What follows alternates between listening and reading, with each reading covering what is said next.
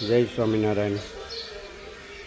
આ માની જે મમતા અને આ વાત્સલ્ય તમને દુનિયાના કોઈ ખૂણે જોવા ન મળે।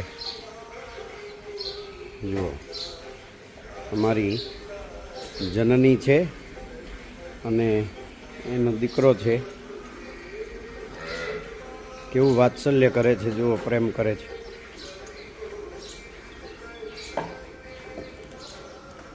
જો એને મૂકીને મારી પાસે આવી, મારી સાથે પણ બહુ હેત છે અને બાળકને મૂકીને મારી પાસે આવી ગયું।